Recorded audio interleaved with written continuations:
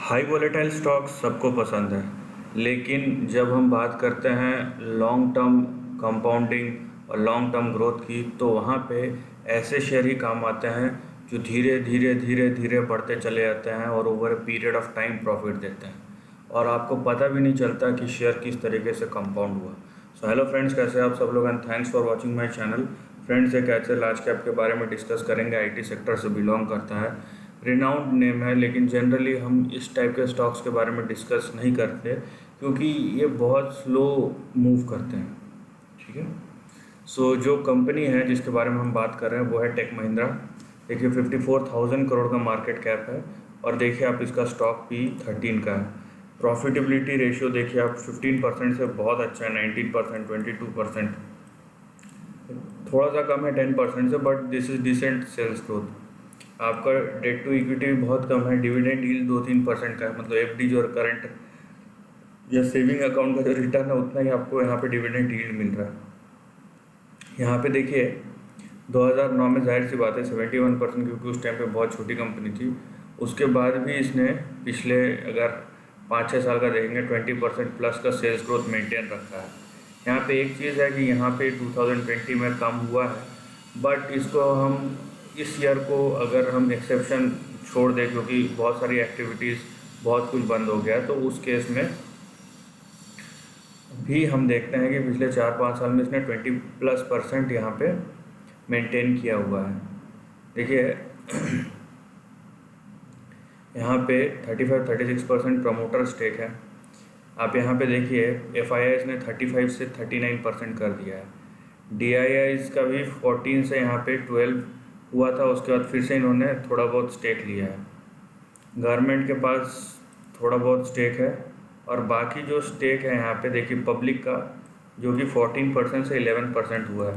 तो जनरली यही देखा गया है कि मतलब रिटेल निवेशकों को उनको चाहिए कि शेयर तेज़ी से भागे, क्योंकि बहुत कम ऐसे लोग हैं जिनको कंपाउंडिंग में बोलते तो हर कोई है मैं लॉन्ग टर्म इन्वेस्टर हूँ, लेकिन लॉन्ग टर्म इन्वेस्टिंग बोलना और लॉन्ग टर्म इन्वेस्टिंग समझना दोनों में ज़मीन आसमान का फ़र्क है। ठीक है। सो आपको अगर लॉन्ग टर्म इन्वेस्टिंग समझना है तो आपको उसके कॉन्सेप्ट को समझना पड़ेगा। लॉन्ग टर्म इन्वेस्टिंग में जनरली जो ग्रोथ कंपनीज़ है वो भी इतना ज़्यादा एक्सेप्शनल रिटर्न नहीं देती जो आप फ़िलहाल के मार्केट में देख रहे हैं, किसी भी हाइब्ड मार्केट में, जहाँ पे स्टॉक जो है 4 महीने में 40,000% ऊपर चले जाते हैं। तो वो अगर आपको मिलता है वो दूसरा केस है, but that is not the way long term investing looks like. So यहाँ पे अगर हम ट्रेंड देखते हैं तो बहुत ही अच्छा यहाँ पे ट्रेंड फॉर्म हुआ है और अपने लोअर लेवल से देखिए किस तरीके से सपोर्ट लेके ये स्टॉक ऊपर जा रहा है। यहाँ पे सब चेक कर सकते हैं, यहाँ पे simple support and resistance pattern है और स्टॉक जो है अपने लो से मूव भी करना शुरू हो गया है।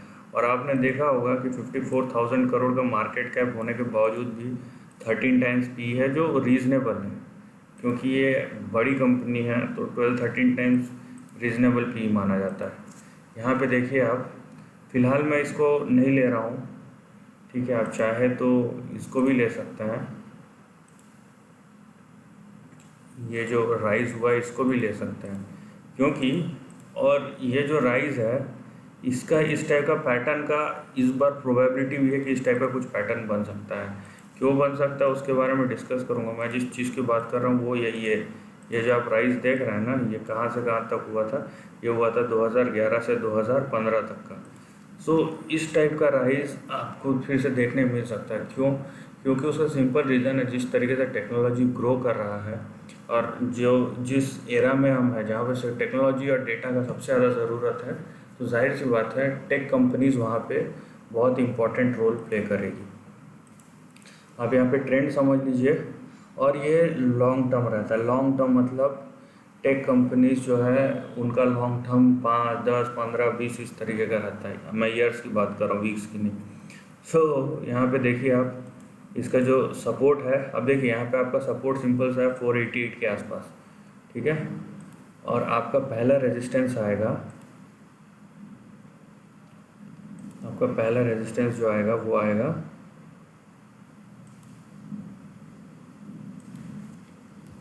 900 से लेके 1000 के बीच में एक्सप्लेन करता हूँ इसको।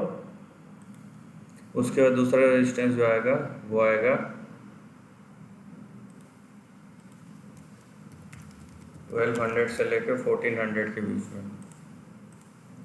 और इसका ये जो है इस टाइप का मूव का चांसेस प्रोबेबिलिटी है, लेकिन मैं इसको चांसेस कम मानता हूँ। अगर यहाँ तक जाए तो फिर दूसरे लीग में चले जाएगा, क्योंकि ये जो है ये आपको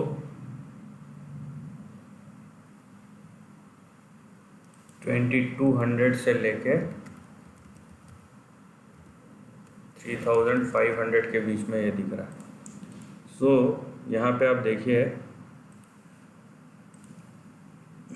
प्राइस जो है अब यहाँ पे कहीं पे भी टच हो सकता है।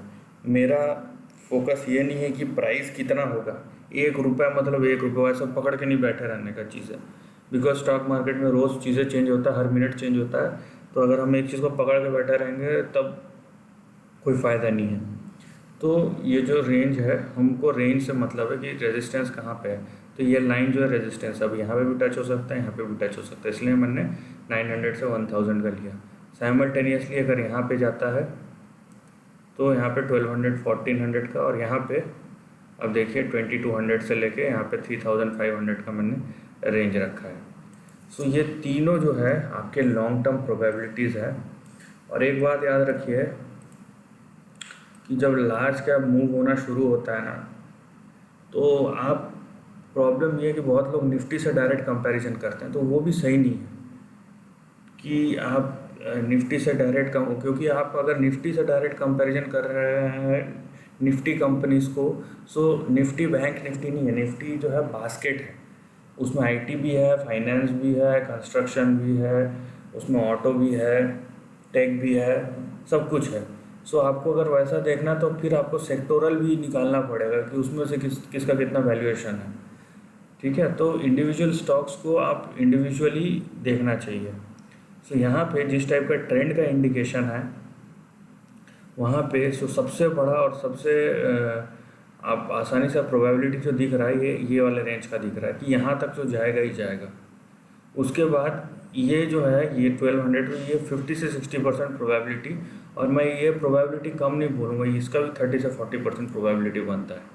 So this is the end of the video. दोस्तों वीडियो पसंद है तो लाइक और शेयर कीजिए, थॉट्स कमेंट सेक्शन में लिख के बताइए, और ऐसे ही नए कंटेंट के लिए चैनल को प्लीज़ सब्सक्राइब कीजिए।